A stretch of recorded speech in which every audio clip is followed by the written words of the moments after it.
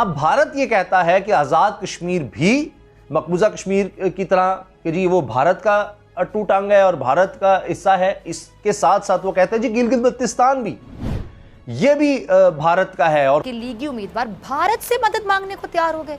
भारत से मोदी से शिकायत करूंगा, मैं इंडिया वालों से कहूंगा कि ये वो अच्छे हैं। बहुत ही अजीब और बड़ी अफसोसनाक। और ये कश्मीर के इलेक्शंस हो गए हैं, पहले तो हम लोगों ने कश्मीर की सियासत ही गंदी कर दी, वहाँ की सियासी जमातें खत्म कर दी। अच्छा, शेख रशीद साहब ने मुस्लिम लीग नून को आड़े हाथों लिया। अब आ जाते हैं उन पर कि वो क्या कहते हैं। वो कहते हैं कि जी उनके पास खबरें पहुंची हैं कि नून लीग के कायद रॉ के अफसरों से मिलते हैं और ये कश्मीर की आवाम को क्या पैगाम दे रहे हैं। अब बात तो सच है मगर बात है रुसवाई की, क्योंकि नून लीग शिकस्त के खौफ से कह लें कि बुखलाहट का शिकार हो गई है कि लीगी उम्मीदवार भारत से मदद मांगने को तैयार हो गए। भारत से अपने लीगी उम्मीदवार इस्माइल गुज्जर ने गुज़िश्ता रोज़ इंतखाबात के लिए पोलिंग के दौरान मीडिया से गुफ्तगू में पुलिस पर नून लीग का जो पोलिंग कैंप है वो उखाड़ने का इल्ज़ाम लगाया था और क्या कहा था कि अगर पुरअमन पोलिंग ना चलने दी गई तो वो भारत को पुकारेंगे। ज़रा गौर करें, भारत को पुकारेंगे। इलेक्शन डे पर ऐसी बात करना समझ आता है आपको? समझ से बालातर है ना। फिर अली अमीन गंडापुर गद्दार और डाकू कहें तो बुरा लग जाता है। अब ये मुल्क दुश्मनी नहीं है तो और क्या है, ज़रा मुझे बताइए। अब खबरें क्या हैं कि मुस्लिम लीग नून ने इस्माइल गुज्जर के बयान से इजहार लाताल्लुकी का इजहार किया। अब ये कुछ दिन पहले मुस्लिम लीग नून के कायद अफगानिस्तान के जो नेशनल सिक्योरिटी एडवाइज़र हैं उनसे मिले थे, जिसका दिल पाकिस्तान से के बुग्ज में भरा पड़ा है। इसीलिए फवाद चौधरी साहब फरमा रहे हैं ना कि एहसन इकबाल ने भारत से मदद मांगने के बयान पर एक सियासी यतीम को नोटिस दिया, जो अच्छी बात है। क्या ही अच्छा हो मुस्लिम लीग नून की जो मजलिस आमला नवाज शरीफ साहब को उस तरह के शख्स से जो कि पाकिस्तान दुश्मन है, भारत का पसंदीदा शख्स है, उससे मुलाकात पर भी नोटिस जारी करने की हिम्मत करे ना, करके दिखाएं हिम्मत और उनसे पूछें। लेकिन वहाँ तो इनके पर चलते नून लीग के कायद से कौन हिसाब मांग सकता है। अब ये मुल्क दुश्मन सरगर्मियाँ नहीं है तो और क्या है, ज़रा को समझा दे। अब भारत ये कहता है कि आज़ाद कश्मीर भी मकबूजा कश्मीर की तरह कि जी वो भारत का अटूट अंग है और भारत का हिस्सा है। इसके साथ साथ वो कहते हैं जी गिलगित बल्तिस्तान भी ये भी भारत का है। और उनके तो कई दफ़ा अमित शाह और दीगर उनके जो इंतहा पसंद रहनुमा हैं वो ये बयान दे चुके हैं कि हमने वो भी छीनना है पाकिस्तान से।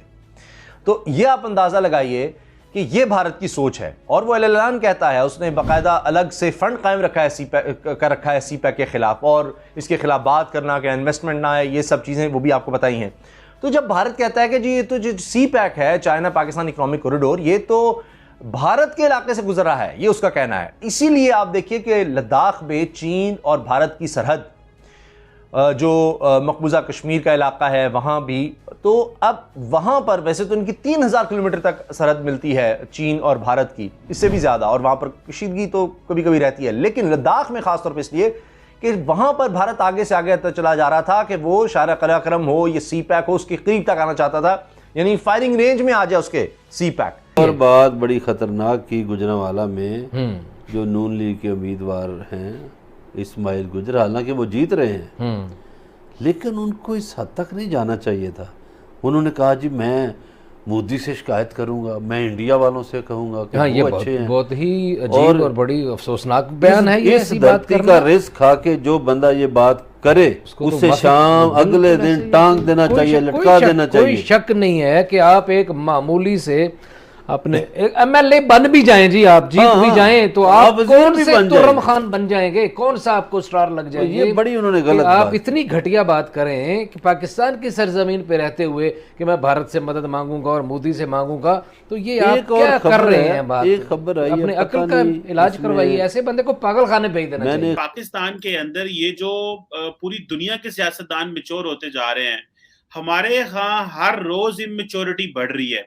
और ये कश्मीर के इलेक्शंस हो गए हैं, पहले तो हम लोगों ने कश्मीर की सियासत ही गंदी कर दी, वहां की सियासी जमातें खत्म कर दी, कि इतनी सियासी गिरावट, इतने गिर गए हमारे सियासतदान कि इस तरह की बातें हो रही हैं। सर कि मेरा पाकिस्तान में किसी सियासी पार्टी से कोई ताल्लुक नहीं है, मेरी पार्टी पाकिस्तान है। एक तो मैं ये कहूंगा मैं बिल्कुल किसी एक चीज को प्रमोट नहीं करूंगा। आज के हालात अगर देखते हैं तो आज जिस तरीके से मैं अब कह रहा हूं आपको कि आज ये टोपी ड्रामा है, ये सियासत नहीं है, ये इलेक्शन नहीं है। इलेक्शन डिसाइड हो चुका है। जिस तरह आपने खुद फरमाया, आप मुझे ये बताएं कि एक ट्रेडिशन आजाद कश्मीर में एक कल्चर बन चुका है कि जिसकी पार्टी की मरकज में हुकूमत होती है वही आजाद कश्मीर में हुकूमत बनाता है। ये जमहूरी स्टेप है। ये किस तरीके से हो सकता है? अब पहले ही प्रेडिक्शन हो चुकी है कि पीटीआई का जो वहां पे वो आएंगे, वो 10 अजला जो हैं वहां पे, तो 33 सीटें हैं, वो पहले ही डिसाइड हो चुकी हैं कि उन पे कौन जीतेगा। बल्कि यहां तक है कि आपका वजीर आजम भी डिसाइड हो चुका है आजाद कश्मीर का। सबसे बड़ा जुल्म ये है पाकिस्तान के साथ।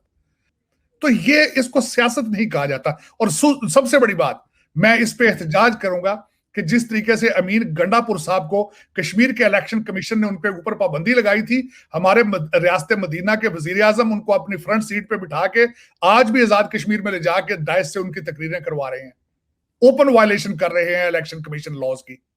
ये इसको आप इलेक्शन कहेंगे? ये टोपी ड्रामा है सारा।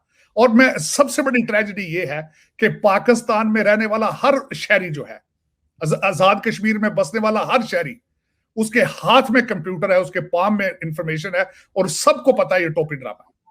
ट्रेजेडी ये है कि हर इंसान को पता है कि हमारे वोट नहीं जाते। दुनिया से छुपी है। ख्वाजा आसिफ साहब ने रात को कॉल की, ये कोई नई बात थी? इलेक्शन हार रहे थे, वो चीखे हैं। क्या हुआ है उसके बाद? और उसके बाद आप ये देखें कि जो हमारा इन्होंने किबला बना रखा है लंदन में, जिस तरीके से लंदन से आते हैं, लंदन से चले जाते हैं। भुट्टो आज भी जिंदा है, लोगों को बता रहे हैं। मेरा मकसद ये एक सियासत नहीं है। मैंने पहले भी आपके एक सेगमेंट में कहा था, ये करप्शन का अलायंस है। ये करप्शन का अलायंस है विद ब्यूरोक्रेसी, विद एस्टेब्लिशमेंट। सियासतदान लूटते हैं। ये सिर्फ लूट का एक बहाना है और कुछ भी नहीं इससे आगे। और उसमें पिस कौन रहा है? इसमें मिडिल क्लास और लोअर क्लास पिस रही है। और यहाँ पे लोग जो हैं वो मुसलसल आज भी कंट्री आपने चाइना को दे के बच्चे लंदन में बिठाए हुए हैं। मेरा मकसद इससे बड़ी ट्रेजेडी क्या होगी? लेकिन ये इलेक्शन, मैं इसको इलेक्शन नहीं कहूंगा। ये एक अलायंस की एक्सरसाइज है। ये आपका जो करप्शन का अलायंस है, उन्होंने मिलकर एक एक्सरसाइज करनी है।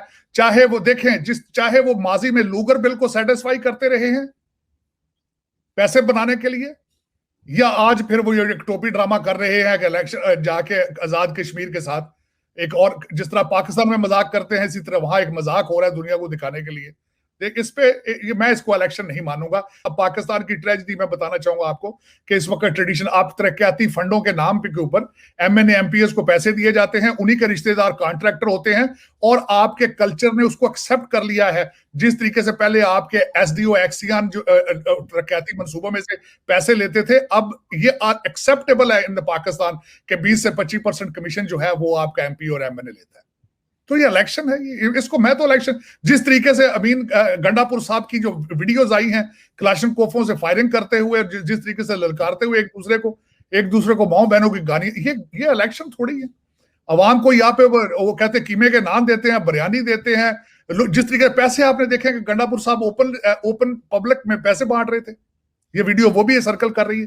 ये इलेक्शन, इसको इलेक्शन कौन कहेगा? ये इस पे तो मेरा एक सीरियस क्वेश्चन मार्क है। और जिस तरह मैंने आपको बताया कि उनके ऊपर पाबंदी थी कश्मीर में जाने की, और इमरान खान साहब उनको साथ ले जाके स्टेज से तकरीरें करवा रहे हैं, इसको किस तरह जस्टिफाई करेंगे? हमारे इस मॉडर्न वर्ल्ड के तब्दीली की जो अलामत है हमारे वजीर आज़म साहब, इसको किस तरह डाइजेस्ट करेंगे? मेरे ख्याल में तो इसके कोई देयर इज नो एक्सक्यूज। और उसके बाद ये मेरा मकसद है कि मैं एक लास्ट पॉइंट ये बताना चाहूंगा कि इस वक्त कश्मीर में तो देखें, चले वहां उनके साथ जो कर रहे हैं, इन्होंने किया है जो कर रहे हैं। कराची में जो ज़िमनी इंतखाब हुए थे उसके नंबर देखें, लोगों ने इंटरेस्ट ही नहीं शो किया, वहां वोटिंग ही नहीं लोग करने गए वहां। तो इससे जाहिर होता है कि people are disappointed, people are not interested in. हर बंदा ये चाहता है कि ये एक ड्रामा है, फ्रॉड है, करप्शन की एक करप्शन का एक स्टाइल है, करप्शन का एक तरीकाकार है। लेकिन अफसोस के इस पे जितना भी अफसोस किया जाए काम है। मेरे ख्याल में मैं आई एम वेरी डिसअपॉइंटेड। मैं पाकिस्तान के इलेक्शन, एक भी इलेक्शन को नहीं कहूंगा